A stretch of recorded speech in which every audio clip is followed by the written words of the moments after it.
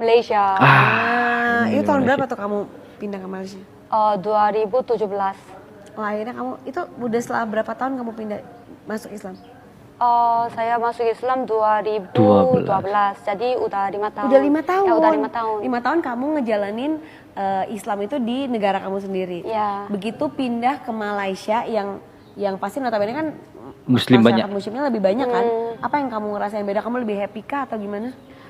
Lebih happy karena semuanya gampang di Malaysia karena semuanya puasa, semuanya pakai hijab. Wah. So I think Malaysia is the best of the worst among the Muslim countries. Yang terbaik di antara. Hai semuanya, welcome back to my channel Mereact TV. Oke, apa kabar hari ini? Mudah-mudahan kabar daripada kalian semuanya baik-baik saja. Oke, seperti biasa silahkan bantu subscribe terlebih dahulu channel ini bagi kalian yang belum tahu dengan channel Mereact TV, atau bagi kalian yang baru berjumpa dengan channel ini ingin tahu lebih lama lebih dalam siapa Mereact TV ini, silahkan subscribe terlebih dahulu teman-teman. Di video kali ini seperti biasa jom kita reaction lagi, reaction tentang bukti bahwa Islam di Malaysia itu lebih baik daripada Islam di Indonesia. Kenapa? Why? Ini ada sebuah wawancaraan public figure atau artis lah di Indonesia yang sedang mewawancarai orang-orang Korea yang memilih tinggal di Malaysia. Itu disebabkan karena apa? Karena Islamnya, teman. Tidak hanya itu juga, ada ulama-ulama dunia yang luar biasa. Dr. Zakir Naik itu mengakui bahwa Islam di Malaysia itu jauh lebih baik daripada Islam di Indonesia. Oke, seperti apa videonya? Jom kita play, let's go. Tiba-tiba pindah ke Malaysia. Malaysia. Kenapa kamu pilih Malaysia? Why? Banyaknya negara di dunia.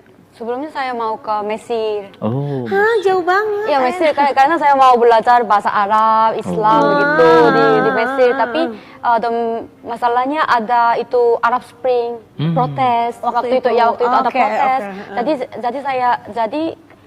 Bahkan saya udah lulus universitas di Mesir, tapi saya tidak bisa pergi ke Mesir.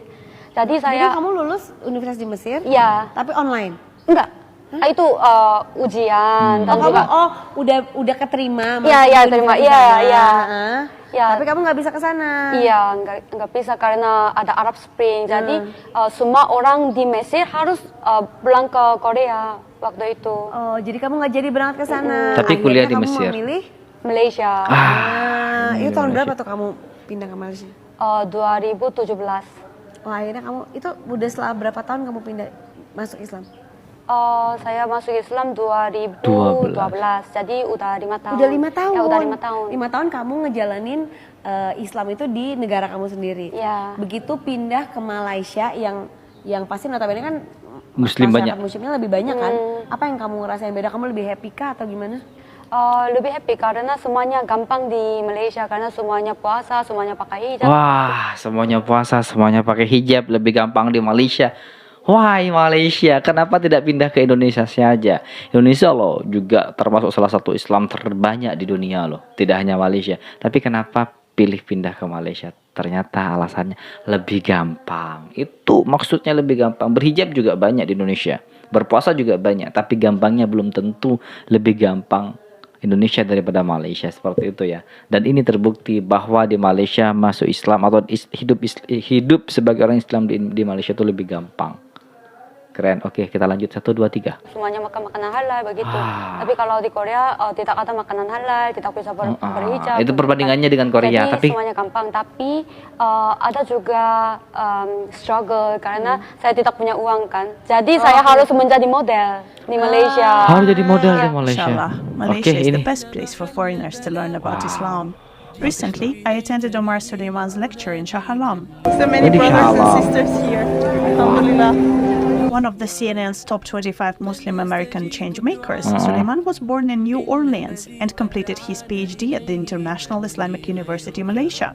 He loves coming to Malaysia, but he's not the only one. Recently, Malaysia has also hosted Dr. Haifa Yunis, and Yasmin Mogahed is about to arrive next month. Malaysia is an open site, alhamdulillah, it is quite democratic. Which makes Malaysia a perfect place for the world to learn more about Islam.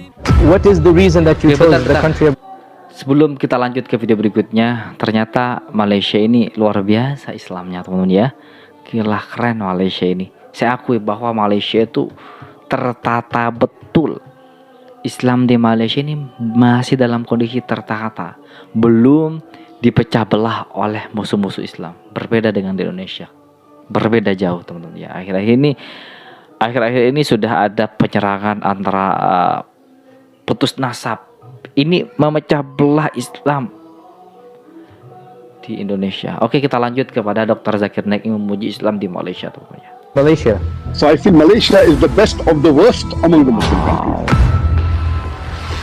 Yang terbaik di antara. Dikutip dari detiknews.com, dan Dr. Zakir Naik sendiri juga menyatakan bahwa pada bulan Juli tahun 2016 dirinya telah diusir keluar dari India karena berbagai tuduhan yang dialamatkan kepadanya. Dilansir dari situs berita sindonews.com, berbagai tuduhan tersebut adalah: pertama, pencucian uang sebesar kurang lebih 400 miliar yang didapat dari aset kriminal, namun tuduhan tersebut langsung dibantah oleh Dr. Zakir Naik dan merupakan kebohongan besar.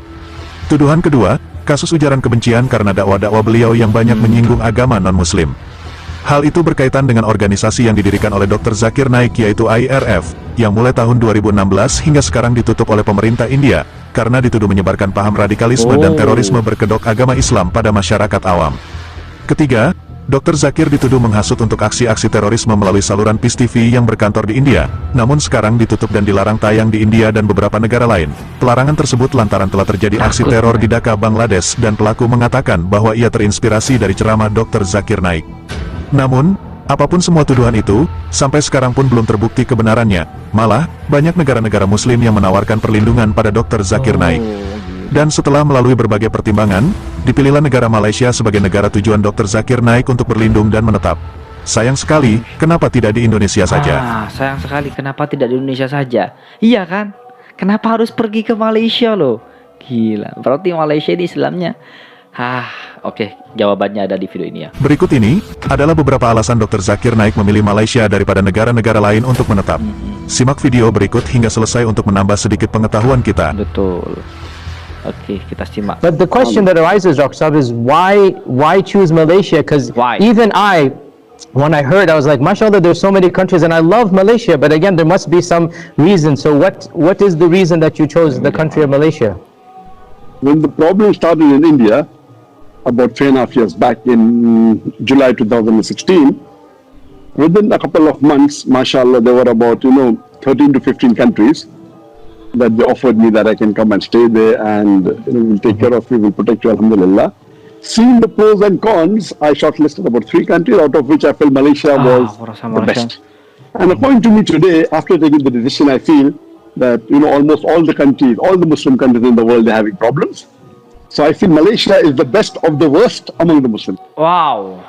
Jadi kurasa Malaysia yang terbaik di antara negara Muslim yang bermasalah. Ternyata Malaysia negara Muslim yang tidak punya masalah. Mungkin ada, cuman tidak sebanyak negara-negara Muslim lainnya, teman-teman. Maka dari itu, kenapa Dr. Zakir Naik memilih menetap berlindung ke negara Malaysia? Mantap Malaysia. Country, or the best available Muslim country for a person to live in. And maybe even the number one, that Malaysia is away from the war zone. Many of the Muslim countries are in the war zone, like Yemen and the Gulf countries and Egypt and Iraq and all. It's away from the war zone, number one. Number two, being in the Southeast Asia, it is away from the direct influence and direct bullying of the Western countries. And number three, that Malaysia is the strongest Muslim passport in the world. Wow. It's the country which has the strongest Muslim passport, where you can travel to 185 countries without any visa. USA maybe, I think, 2 countries more, that's it. So Malaysia, 185 countries you can travel without any visa, alhamdulillah.